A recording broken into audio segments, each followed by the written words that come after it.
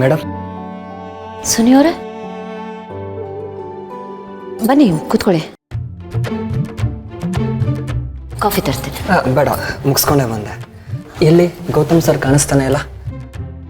ಗೌತಮ್ ಅವರು ಯಾವುದೋ important meeting ಅಂತ ಆನಂದ್ ಅವ್ರ ಜೊತೆಗೆ ಹೊರಗೋಗಿದ್ದಾರೆ. ರಾತ್ರಿ ಬರೋದು ಲೇಟ್ ಆಗುತ್ತೆ. ಯಾಕೆ, ಅವ್ರ ಜೊತೆ ಏನಾದರೂ ಕೆಲಸ ಇತ್ತಾ? ಏನಿಲ್ಲ ಮ್ಯಾಮ್. ಮಲ್ಲಿ ಅವರು? ಸುನಿ ಅವರೇ, ನನಗೆ ನಿಮ್ಮ ಸಿಚುವೇಶನ್ ಅರ್ಥ ಆಗುತ್ತೆ. ನೀವು ಇಷ್ಟು ದಿನ ಪೇಷಂಟ್ಲಿ ಇದನ್ನು ಹ್ಯಾಂಡಲ್ ಮಾಡಿದ್ದೀರಾ. ಬಟ್ ನಾನು ಫೋನಲ್ಲೇ ಹೇಳಿದ್ನಲ್ಲ, ಅವಳು ಓದ್ಕೋತಿದ್ದಾಳೆ, ಡಿಸ್ಟರ್ಬ್ ಮಾಡೋದು ಬೇಡ ಅಂತ. ಆದರೂ ನೀವು... ಸಾರಿ ಮ್ಯಾಮ್, ಅವ್ರು ಓದ್ಕೋತಾ ಇದ್ರೆ ಪರವಾಗಿಲ್ಲ, ಡಿಸ್ಟರ್ಬ್ ಮಾಡೋದೇನು ಬೇಡ, ನಾನು ಹೊರಡ್ತೀನಿ. ಇಲ್ಲ, ಪರವಾಗಿಲ್ಲ. ಮನೆಯವ್ರಿಗೂ ಬಂದಿದ್ದೀರಾ, ನೀವು ಇಲ್ಲಿವರೆಗೂ ಬಂದು ಅವಳನ್ನ ಮಾತಾಡಿಸ್ದೆ ಹೋಗಿದ್ದೀರಾ ಅಂತ ಅವಳು ಗೊತ್ತಾದರೆ ಬೇಜಾರು ಮಾಡ್ಕೋತಾಳೆ. ಕರಿತೀನಿ. ಮಲ್ಲಿ ಅಕ್ಕರ,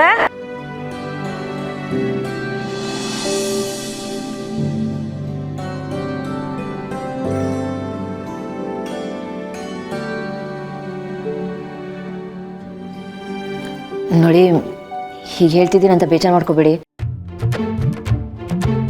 ನಾಳೆ ಎಕ್ಸಾಮ್ ಇದೆ, ಟೈಮು ತುಂಬಾ ಪ್ರೆಷಿಯಸ್ಸು. ಸೊ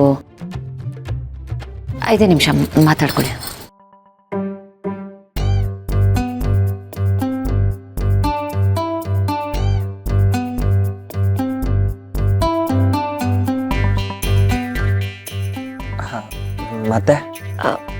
ಮತ್ತೆ ನೀನೇ ಹೇಳಬೇಕು. ಮಾತಾಡ್ಸಕ್ಕೆ ಬಂದಿರೋದು ನೀನು ತಾನೆ? ಏನಿಲ್ಲ, ಹಾಗೆ ಸುಮ್ಮನೆ ಬಂದೆ.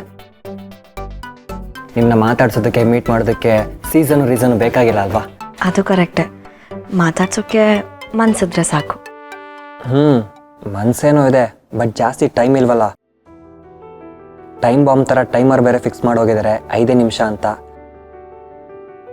ಮತ್ತೆ ಹೇಗೆ ನಡೀತಾ ಇದೆ ನಿಮ್ಮ ಎಕ್ಸಾಮ್ಗೆ ತಯಾರಿ? ಚೆನ್ನಾಗಿ ನಡೀತಾ ಇದೆ, ಅದ್ರ ಪಾಡಿಗೆ ಅದು ನಡೀತಾ ಇದೆ. ಆಮೇಲೆ ಸಾರಿ, ನಿನಗೆ ಫೋನ್ ಮಾಡೋಕ್ಕಾಗಲಿಲ್ಲ. Hey, it's okay. ನನಗೂ ಎಲ್ಲ ಗೊತ್ತಾಗುತ್ತೆ. ಮ್ಯಾಮ್ ಹೇಳಿದ್ರು ಎಲ್ಲ ಹಿಂಗೆ ನಡೀತಾ ಇದೆ ಅಂತ. ಏನೇ ಆದರೂ ಅವರು ನಿಮ್ಮ ಒಳ್ಳೇದಕ್ಕೆಲ್ವ ಮಾಡ್ತಾ ಇರೋದು. ಚೆನ್ನಾಗಿ ಓದ್ಕೊಳ್ಳಿ. ಎಲ್ಲ ನನ್ನ ಒಳ್ಳೇದಕ್ಕೇನೆ. ಎಕ್ಸಾಮ್ಸ್ ಒಂದು ಮುಗ್ದೋಗ್ಲಿ, ಆಮೇಲೆ ಯಾವ ರೆಸ್ಟ್ರಿಕ್ಷನ್ಸು ಇರಲ್ಲ. ಆಮೇಲೆ ಆರಾಮಾಗಿ ಟೈಮ್ ಸ್ಪೆಂಡ್ ಮಾಡ್ಬೋದು. ಹಾಫ್ ಟೈಮ್ ಆಯಿತು ಅನಿಸುತ್ತೆ. 2.5 ನಿಮಿಷ ಆಯಿತು ಅನಿಸುತ್ತೆ. ಮತ್ತೆ ನೀನೇನಾದರೂ ಹೇಳು. ಹೇಳೋದಕ್ಕೇನು 1000 ಇದೆ, ಬಟ್ ಕೇಳ್ತಾ ಕೊರೋದಕ್ಕೆ ನಿಮ್ಮ ಹತ್ರ ಟೈಮ್ ಇಲ್ವಲ್ಲ. ಇನ್ನು 2.5 ನಿಮಿಷ ಅಷ್ಟೇ ಟೈಮ್ ಇರೋದು. ಎಕ್ಸಾಮ್ಸ್ ಚೆನ್ನಾಗಿ ಮಾಡಿ. ನೀವು ಬಿಡಿ, ನಿಮಗಿರೋ ಟ್ಯಾಲೆಂಟ್ಗೆ ಒಂದೇ ಸಲ ಕ್ಲಿಯರ್ ಮಾಡ್ತೀರಾ ಅನ್ಸುತ್ತೆ. All the best. Time up. ಆಗೋಯ್ತಾ? 2.5 ನಿಮಿಷ ಅಲ್ವಾ ಆಗಿತ್ತು? ಅದು ಆಗಲೇ ಮುಗ್ದೋಯ್ತು. ನಾನು ಪಾಸ್ ಆದೆ, ನೀವು ಅರ್ಥ ಮಾಡ್ಕೋತೀರಾ ಅಂತ ಅಂದ್ಕೊಂಡೆ. ಆದರೆ ನೀವು ಮಾತಾಡ್ತಾನೆ ಇದ್ರಿ, ಸೊ ಟೈಮ್ ಅಪ್ ಅಂತ ಎಂಟ್ರಿ ಕೊಟ್ಟೆ. ಆಗೋಗುತ್ತೆ ಅಂತ ಅಂದ್ಕೊಂಡು ಹಾಗೆ ಹೋಯ್ತಾ? Thank you. ಬಾಯ್ ಬಾಯ್ ಬಾಯ್ ಬಾಯ್ ಬಾಯ್ ಬಾಯ್.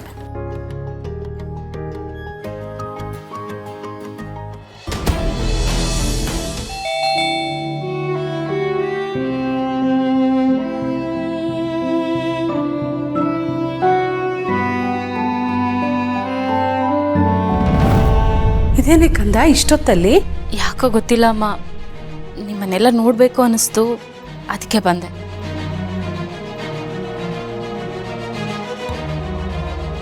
ಕಂದ, ನೀ ಬಂದಿರೋದು ಖುಷಿನೇ.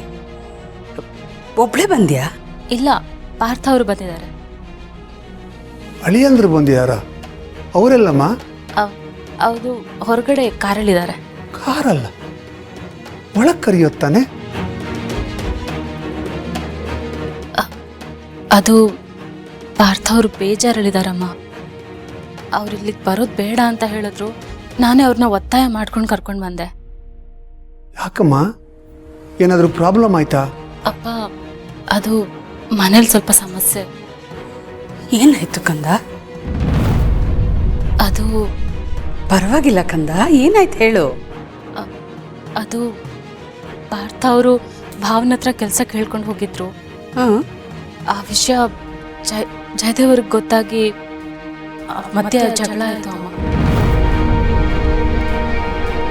ಅದಕ್ಕೆ ಪಾರ್ಥ ಅವ್ರಿಗೆ ತುಂಬ ಹರ್ಟ್ ಆಗಿದೆ.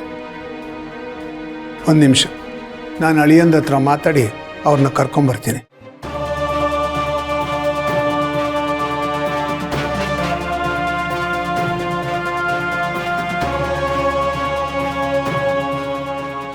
ಅಳಿಯಂದ್ರೆ ಮಾವ, ನೀವ್ಯಾಕೆ ಬರೋದಕ್ಕೆ ಹೋದ್ರಿ? ಇನ್ನೇನು, ನೀವು ಮನೆ ಬಾಗಿಲು ತನಕ ಬಂದು ಒಳಗೆ ಬರದೆ ಹೋದ್ರೆ? ನೋಡಿ, ನನಗೆಲ್ಲ ವಿಷಯ ಗೊತ್ತಾಯ್ತು, ನನಗೆಲ್ಲ ಅರ್ಥ ಆಗತ್ತೆ. ಹೌದು ಮಾವ, ಒಂದು ಗಾದೆ ಮಾತಿದೆಯಲ್ಲ, ಹುಟ್ಟ ಹುಟ್ಟ ಅಣ್ತಮ್ಮಂದ್ರು, ಬೆಳೀತಾ ಬೆಳೀತಾ ದಾಯಾದಿಗಳು ಅಂತ.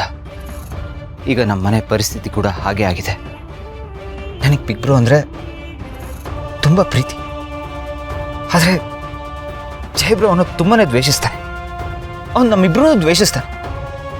ಹೀಗಿರುವಾಗ ಎಷ್ಟು ದಿನ ಅಂತ ನಾನು ಸಹಿಸ್ಕೊಂಡಲ್ಲಿರಲಿ ಮಾವ?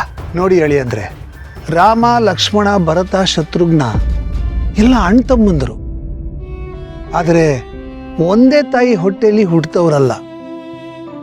ಒಂದು ರೀತಿಯಲ್ಲಿ ಅವರು ದಾಯಾದಿಗಳೇ. ರಾಮ ಅಣ್ಣ, ನಮ್ಮಲ್ಲಿ ತಮ್ಮ ಅಂದ ಕೂಡಲೇ ಲಕ್ಷ್ಮಣ ಭರತ ಎರಡು ಹೆಸರು ಹೇಳೇ ಹೇಳ್ತೀವಿ. ನಿಮ್ಮಣ್ಣ ಶ್ರೀರಾಮ, ನೀವು ಭರತ. ಆ ಜಯದೇವ್ ಅವರು ಲಕ್ಷ್ಮಣ ಆಗಲೇ ಇಲ್ಲ. ಅದು ಯಾವಾಗಲೂ ಹಾಗೆ ಆಗೋದು. 5 ಬೆರಳು ಒಂದೇ ಥರ ಇರೋಲ್ಲ. ಇದು ಹಾಗೇನೆ. ನೋಡಿ, ಜೀವನದಲ್ಲಿ ಇಂಥ ಸಂದರ್ಭಗಳು ಬರುತ್ತೆ. ಇದು ಬಂದು ಹೋದ್ಮೇಲೆ ಎಲ್ಲ ಸರಿ ಹೋಗುತ್ತೆ. ಚಿಂತೆ ಮಾಡಬೇಡಿ, ಎಲ್ಲ ಸರಿ ಹೋಗುತ್ತೆ. ಬನ್ನಿ ಒಳಗೆ ಬನ್ನಿ.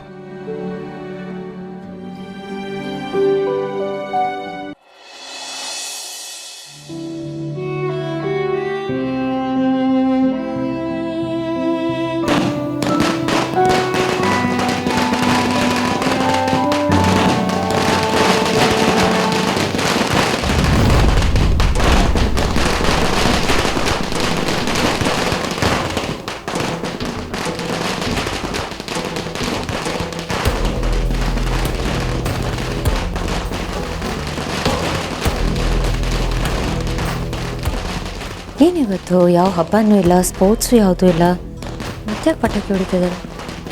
ಇರು, ನಾನು ನೋಡ್ಕೊಂಡ್ಬರ್ತೀನಿ.